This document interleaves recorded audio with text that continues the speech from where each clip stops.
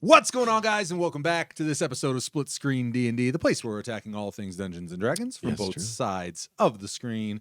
My name's Tom Quinn, resident Dungeon Master here at Modern Myth. And I'm Josh Winans, resident player character here at Modern Myth. Well, for this week's lively discussion, I thought it might be kind of fun. You know, as players, we get put in little boxes, you know, min-maxers, role players, bad, you know, things like that. And it's got me wondering. Acting school dropouts.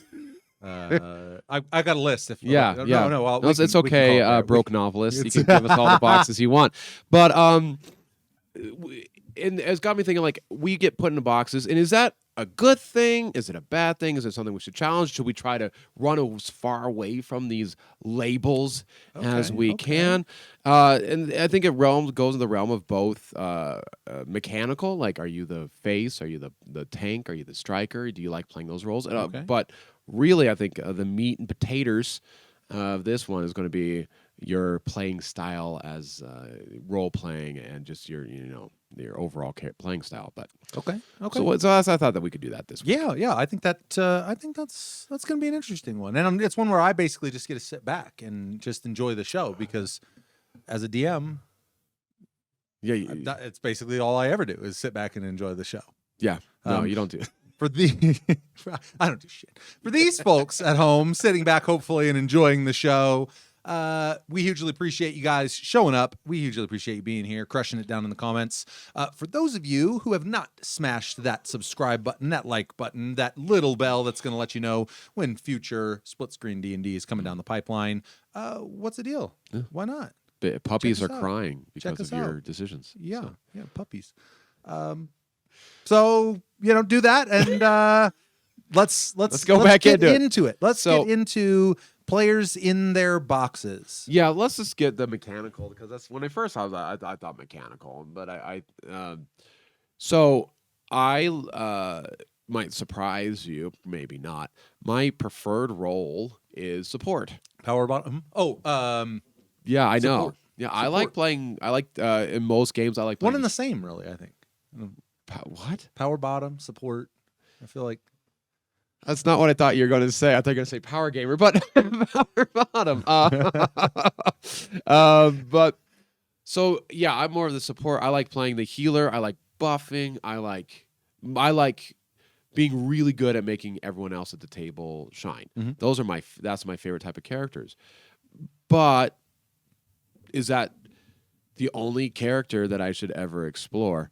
Well, I think the obvious answer is no, because you're only like seeing one side of the game. Yeah. Well, I guess, is that the obvious answer? I mean, I don't know. I think for me, I agree with that obvious answer. I don't think I would be content as a player to relive kind of different iterations of the same archetype over and over again. In fact, I'd be the polar opposite. Right. But I don't know. I guess what would be the extension? Like, I'll put it this way. Yeah. That's an aspect of the game you like, right? Mechanically speaking, that's a role you like to fill. Do you also know that there's a role you definitely don't like to fill? Yeah, that's also great. As far as like a role. No, I kind of like them all. The battlefield controller is probably my least exciting. But I could see, man, if you are good at that, like, you are a god. Well, and I think that probably also speaks a lot to the fact that that's maybe even more than being the support is. I mean, something I know you get a tremendous amount of out of the game, and all the more reason why a little Pathfinder time must be in your future, is because I know you like creating that. Yes, the character creation is huge for me. To some extent, like just now, I was asking you, is there a role that you don't? And you were kind of like, yeah, and then kind of your gears were going, and it was like, actually, I could like think of some cool ways to, Yeah. And so I mean, I imagine that's probably the desire to explore the breadth of character options probably inclines someone to be less cagey with which archetypes they're gonna gonna attach themselves Right. to, or the brevity of those archetypes. And I always see myself going back. Like I always, even if it's just for a one shot, like Bard in 5e is like my favorite class, and I didn't get to play it in 5e. I don't think I will play it in 5e. We'll see what happens in the future.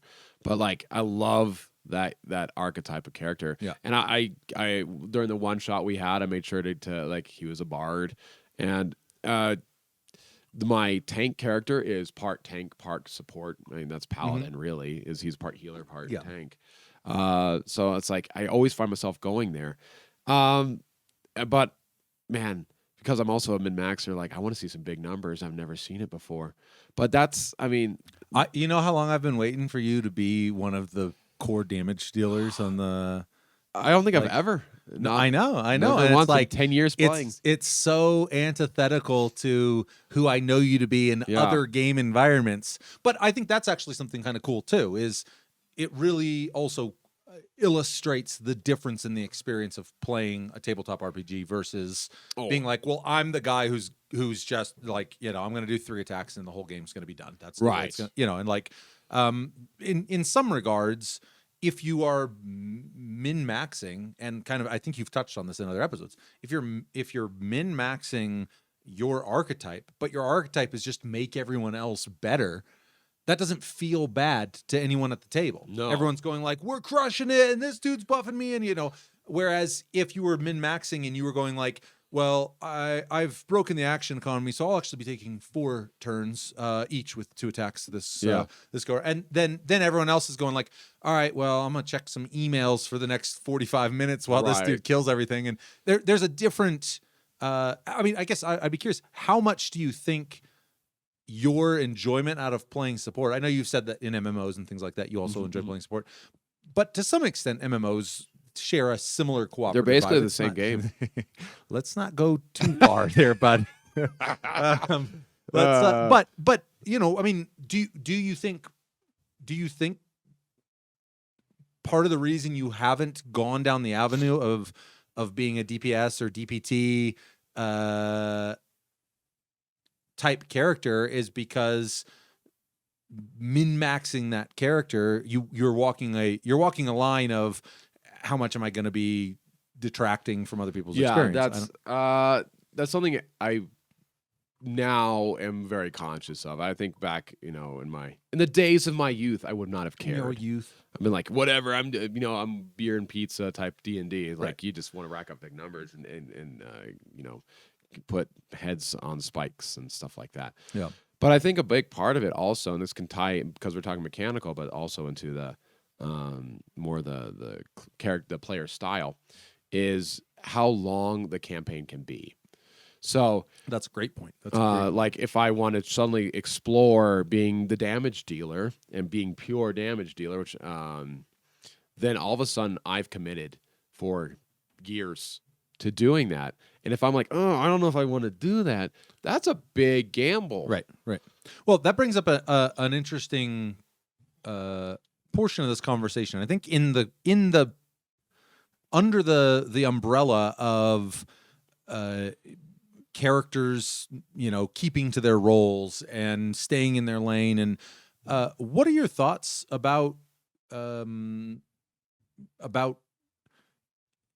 intentional character retirement specifically for that purpose? Like you're talking about you don't, I love this, but do I love it for a year and a half, 2 years?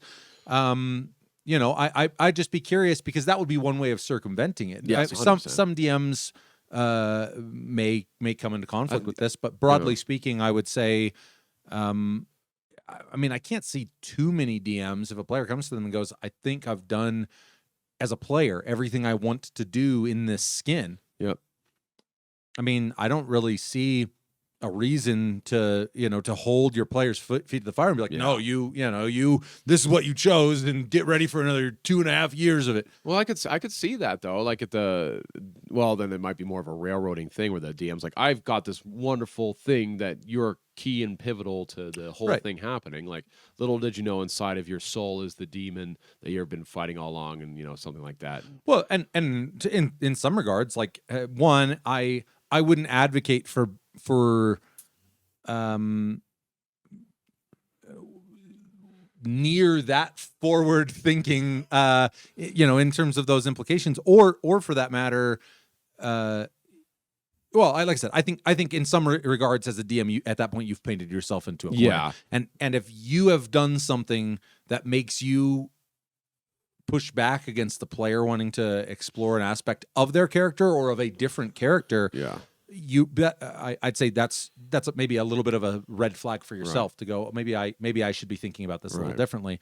But in some regards, like let's say your soul is inhabited by this demon. Well, maybe all the better that you're an NPC at this point. Right. So I mean, like if ultimately, like again, a DM who's exuding that much narrative into their player characters, I don't know that that's a good, inherently good thing. Yeah. But if they are, again, I feel like it's better that character is now an NPC that you can do with as you choose, right? Instead of, because what if the person goes like, well, I don't want the demon in me. Right, I never chose that. Well, and that was just an example. No, but I think it is an apt one, and I think that there are DMs out there who lace that level of, and that's not to say that you shouldn't be actively integrating your players into the story and the narrative, but I think if your player's coming to you and you have a narrative reason or this entire branch of your campaign depends on that character being there, that's I don't think that's a good sign. So yeah, well, and to answer your question, I don't see a problem. There's always like, if you're wanting to switch your character every 2 sessions, okay, now the player has a problem, right? But yeah, I don't see a problem with, hey, I've run this character for 5-6 levels, and I feel like especially if they're like, yeah, my character kind of did what they wanted to do. Yeah, like, yeah, there's nothing wrong with retiring. I think if you're struggling to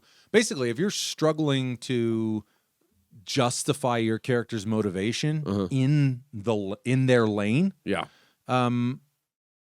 either, I think there's no question, you either have to explore some of the other aspects of the game that maybe you have not found a lot of enjoyment in or aren't your main bag, or that may be an opportunity to explore an entirely new character who does have meaningful things and meaningful motivations to explore in that lane that you enjoy being in again.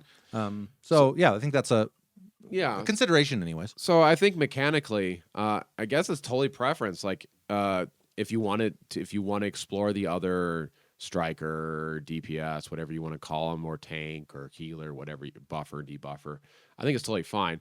I think the biggest thing to be wary of is time commitment. Like, if you're signing up for but then again, there's an out for that. So why not give it a try?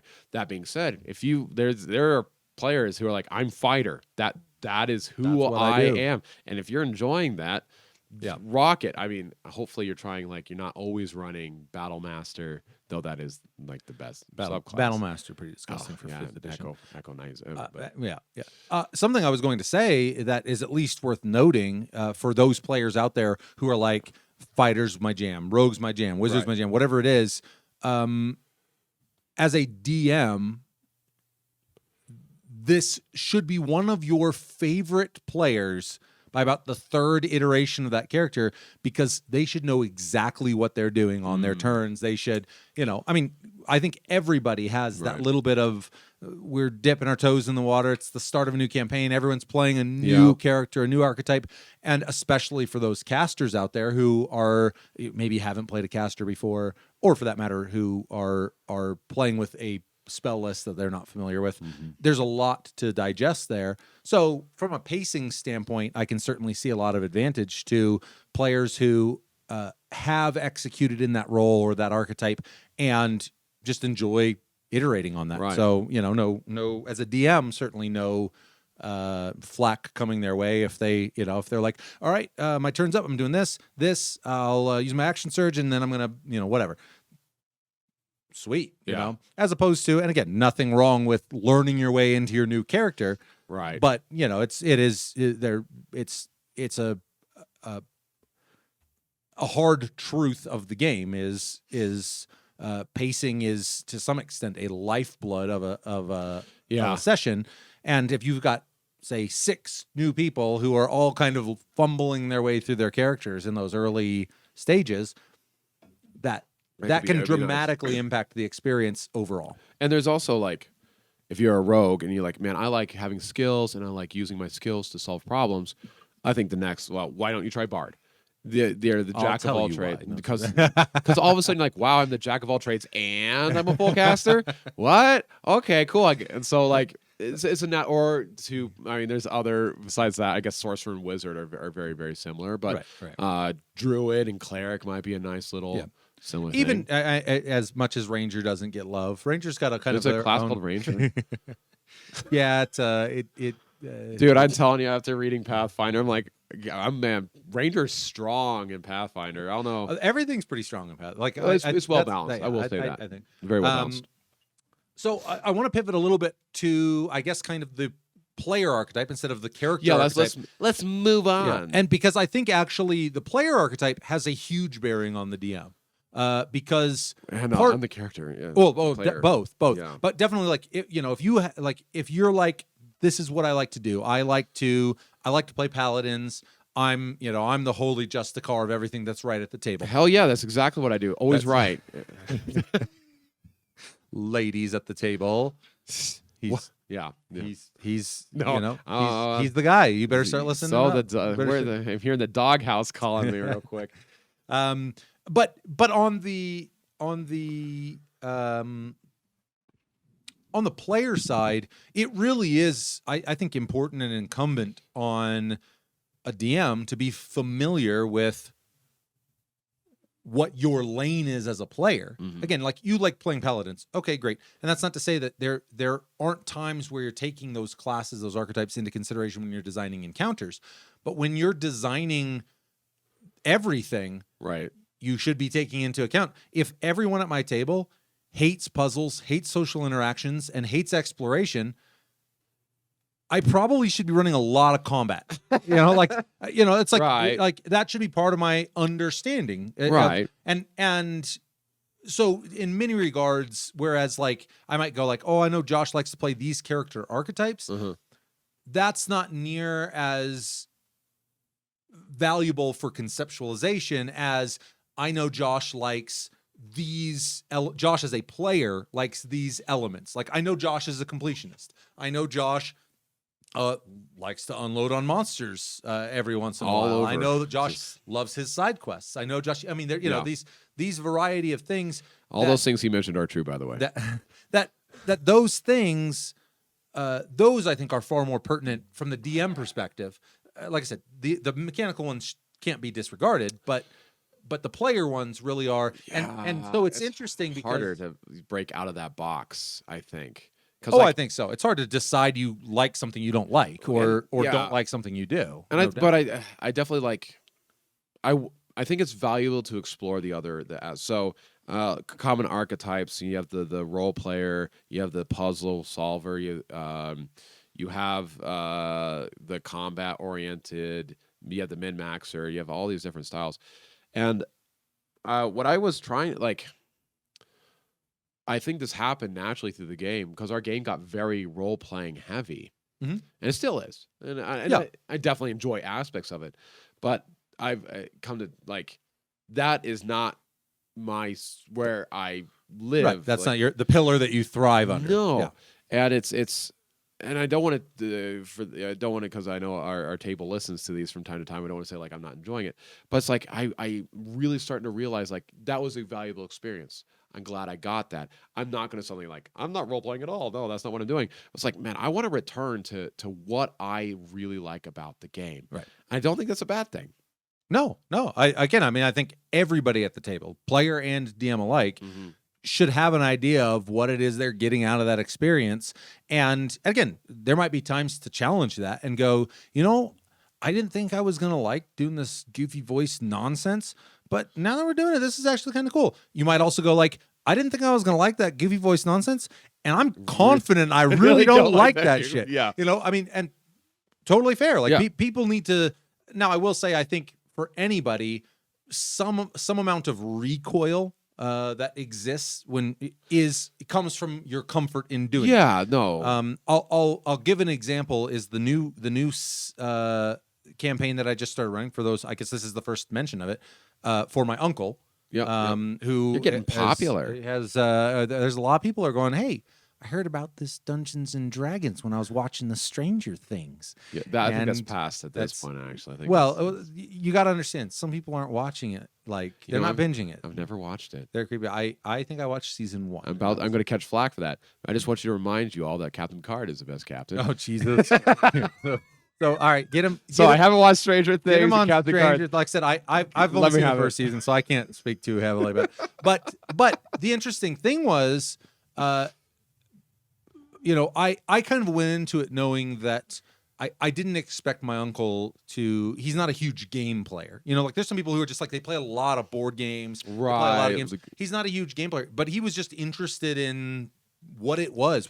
Yeah. And I kind of explained to him. I think he's really quick on his feet. He's like when he was younger, like did some stand-up comedy and did some so he's a pretty like quick-witted guy, and I think that's always beneficial at the TTRPG 100%. So I anticipated that he would get a fair bit out of the social side. He's also a very extroverted kind of social person. One of those. One of those. But so the interesting thing is I could see him check out a combat rapidly. Yeah.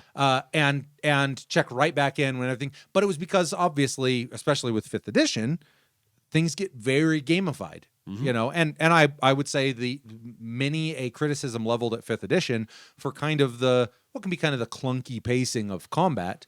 Now, granted, we're playing low level, so it's not that. I think it was like a 3-round combat. It was a short combat, but I could immediately tell. Like I didn't have to ask him, what did you enjoy about the session? I did at the end. We talked about it, but it was immediately apparent that as soon as we started crunching rules, as soon as things crunched down, that's when he checked out. He was checking out, and so it's almost the polar opposite. Yeah, because that's when I engage more. Right. Yeah. And so, but it's that I think when we are talking about players, being in their boxes and being in their lanes, it's hugely important to acknowledge as a DM that those boxes exist. Mm-hmm. Like to not just go like, oh, they'll come to love XYZ. It's I mean, even a perfectly balanced 1/3 exploration, 1/3 social, 1/3 combat might be too much of one of those because 100%. Your table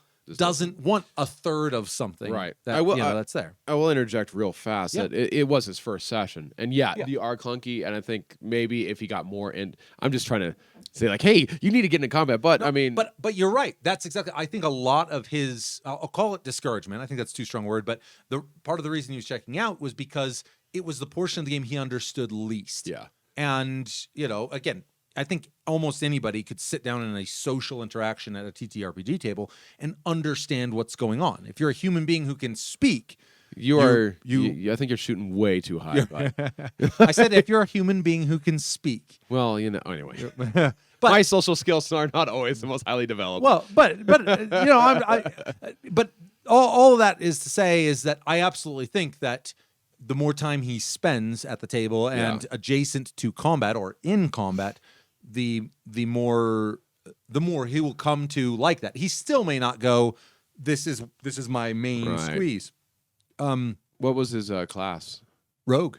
And he's actually the face man. Like he's full-blown face man. Man, he should have been Bard. Yeah, well, I discouraged that heavily. I told him it basically shouldn't be a class, and it's the best class in my humble opinion. No, it's I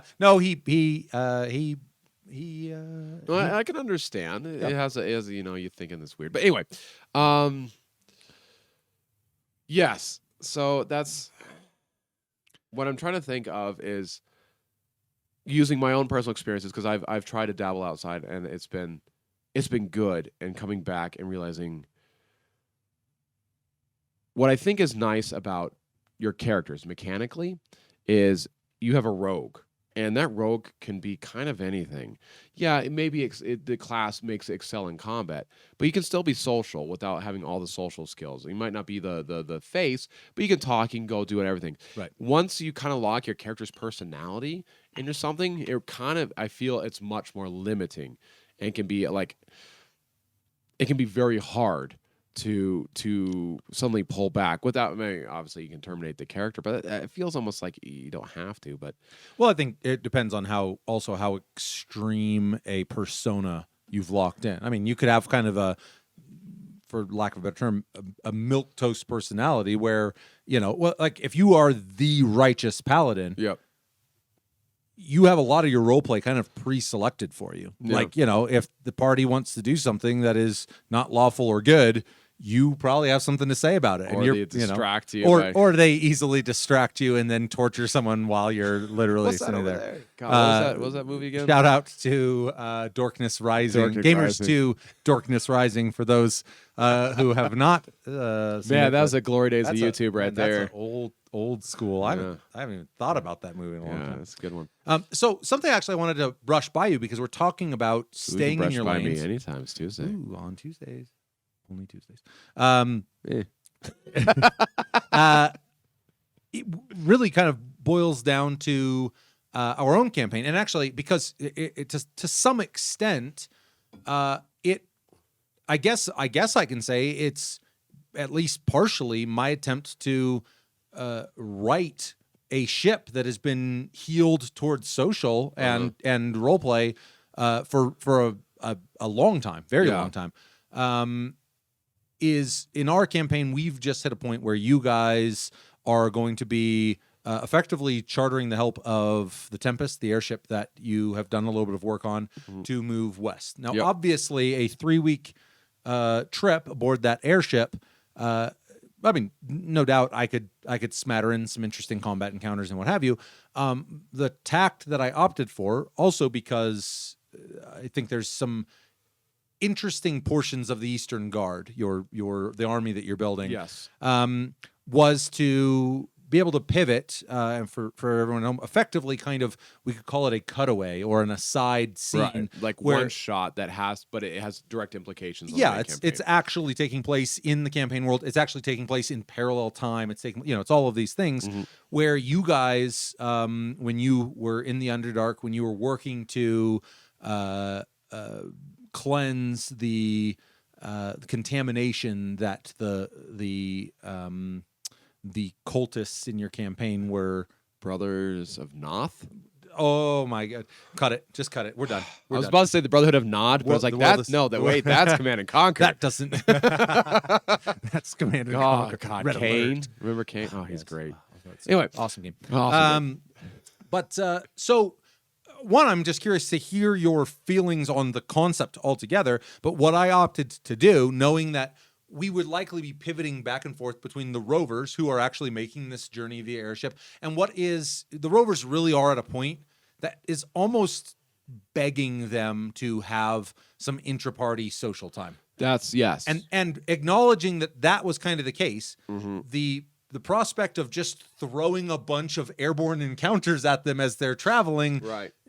kind of seemed like it was going to be detracting from what was pretty clearly an expressed need for the rovers to sort some shit out. Yes. So Some social. So yeah, we have a high priority of social in our main campaign, and then you're throwing me a bone with the battles. Well, so ultimately, I also knew I wanted to instantiate like a proper dungeon crawl. Like you set it up proper, as like almost old.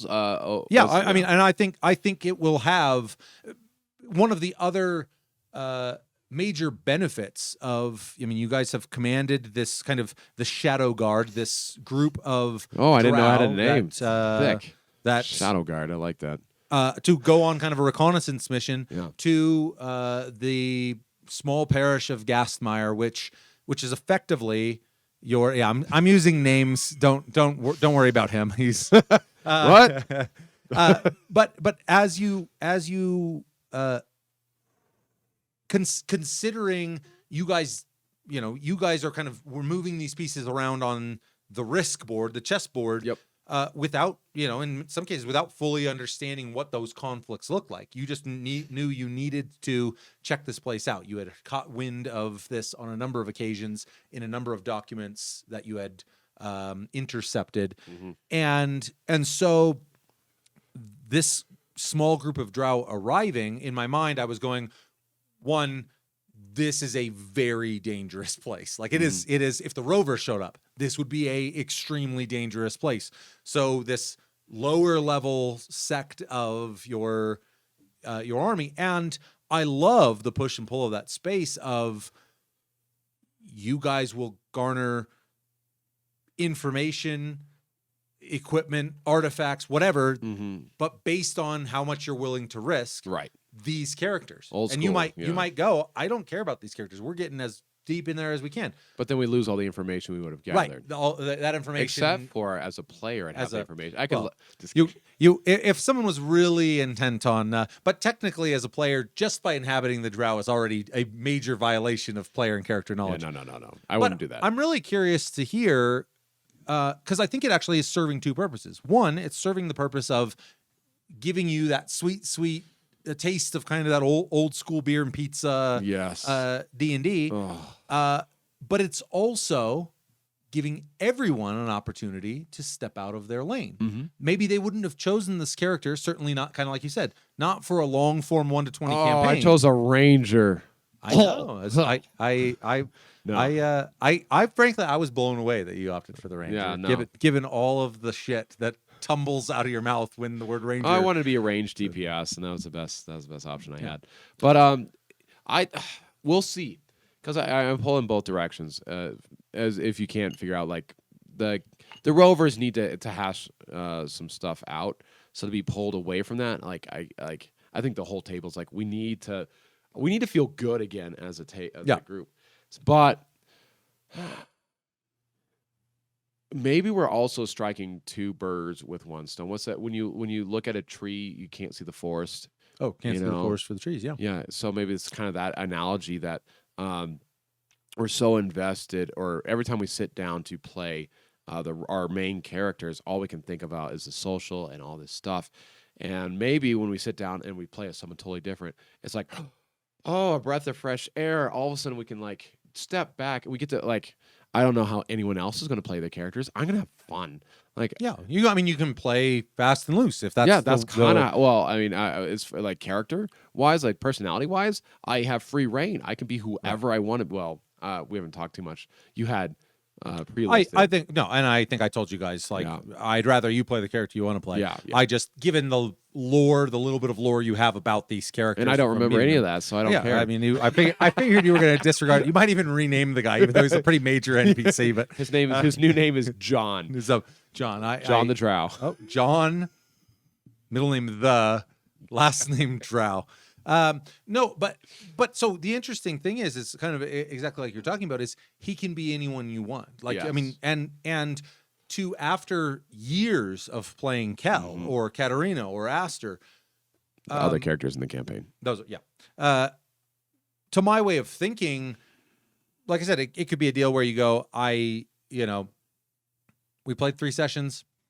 I'm super glad I'm going back to the thing I love doing. Well, and it's nice is because you kind of hit on it. Is Kel the personality I've developed, and I'm going to be working on this because I'm just not enjoying it as much as I thought I would.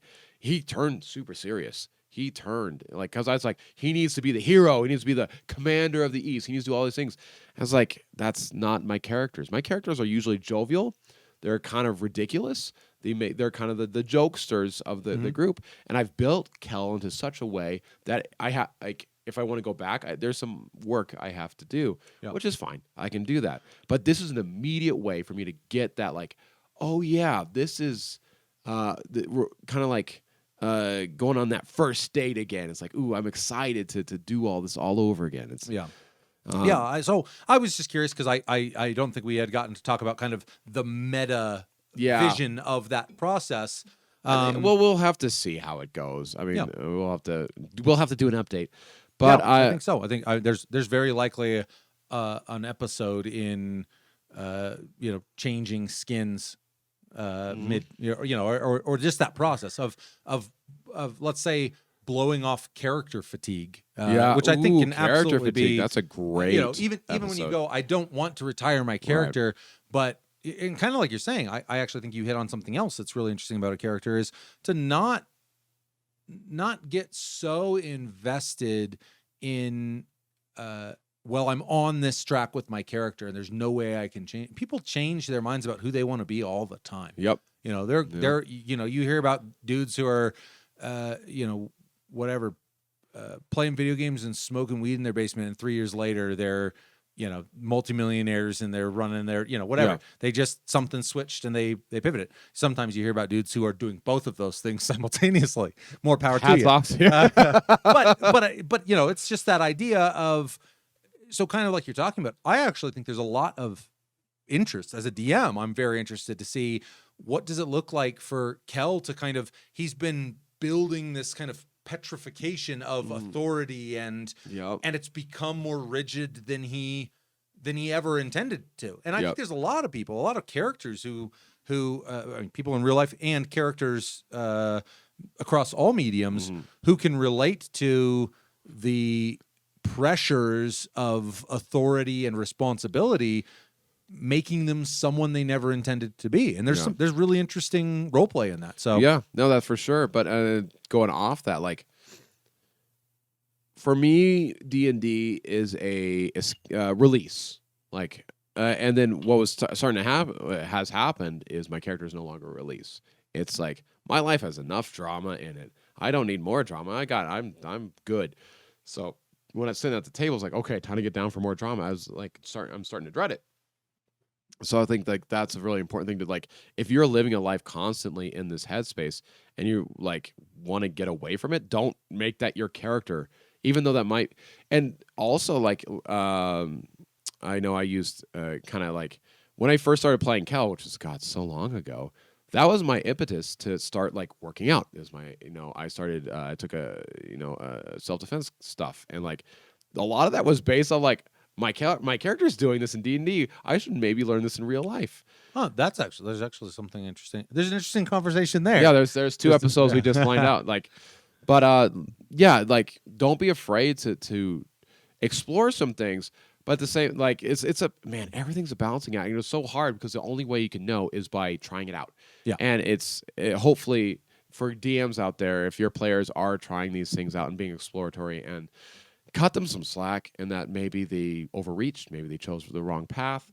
Who knows? Work with them so that really, I know I say this, I think, so many times, D&D is supposed to be fun. Yeah. If D&D is no longer fun for you, that's it's probably a good sign that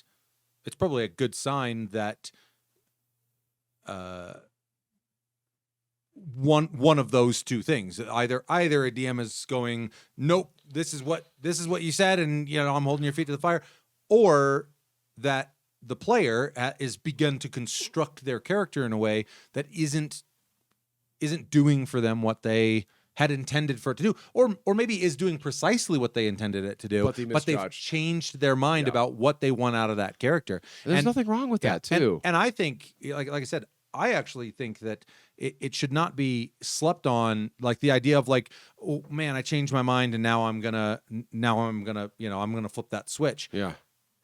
Don't let the flipping of that switch fall by the wayside. That's a huge moment for a character. A character realizing they're not the person they want to be is massive. Yeah, I have a hard time with that because I think I've even said at our tables, like, I'm just going to change it. Like, yeah, and that's fine too. I mean, it's one of those deals where I think people who are out there who are nodding their head to that thought process.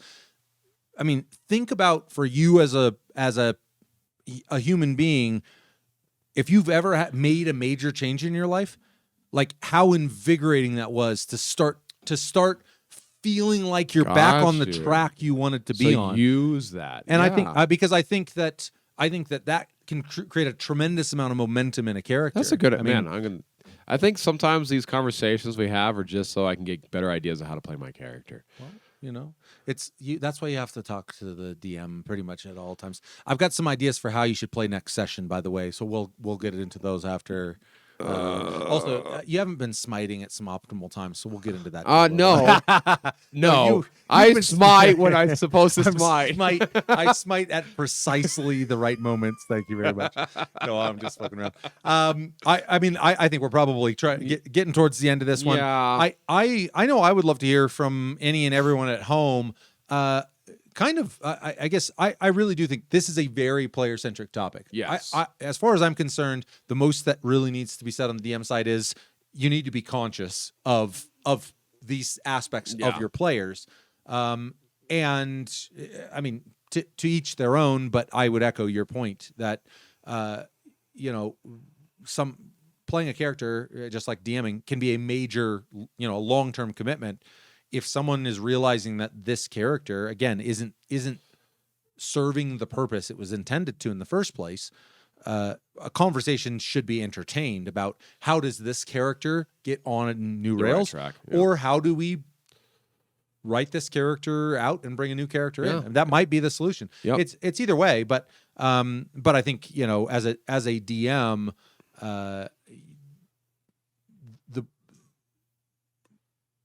the most difficult to digest stance to take is, well, you made these decisions, so they're yours, so figure it out. Like that's not. And again, I think I'm broadly preaching to the choir there, but I think beyond that, I'd just love to hear in the comments from players.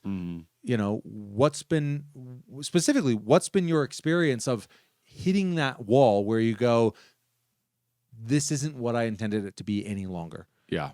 And how did you solve it? Did you solve it narratively with that character? Did you choose to retire that character? Did you solve it out of game? Just go to your DM and say, this, and this are changed about my character. Question. I'm done. I'd just be curious to hear how people. What I'm going to coin the term, or I mean, I'm sure it can't be the first time it's been coined, but people who, by staying in their lane, by maintaining that box of things that they enjoy, or in some cases exploring outside of that box, have found themselves in a place where their character has begun to fatigue them. Yeah. What's been your solution, and equally important, how did your DM respond? Yeah. And for all of you who are DMs out there, you can hit us with those sweet those intimate conversations that you are engaging with your players. Ooh, it is Tuesday. Preferably on a Tuesday, but whatever day you have your conversations with your players. Yeah. I guess because this, again, is a player-centric, is you don't know till you try. So try things, take into account time, like especially mechanically. It's like, what does a damage dealer feel like? Well, maybe be like, feel that in a one shot. And then feel it out. And it's like, okay, that messes with me now. I'm ready I could do a long form campaign. Personality wise, like, I think there's a lot of fun playroom there that can be and should be explored. But just because you decided to try something doesn't mean you're committed for the rest of the campaign. You can pull back. You can go further into it. Like, that's one of the greatest things about D&D is you're not playing with a computer. You're playing with a human being. Right. Who is able to, for the moment, I guess, AI is pretty much there where it probably can. Yeah, we're all doomed. We're going to have avatars running this thing, and I don't know. Soon it's not even going to be us. It's just going to be few some months. Robots sitting here. I'm going to be honest. I'm old. I don't keep up with that stuff. But, but I think it's a balancing act, and there's no right blanket answer. It's just an individual question. Should you stick to your lane? No, I would say no.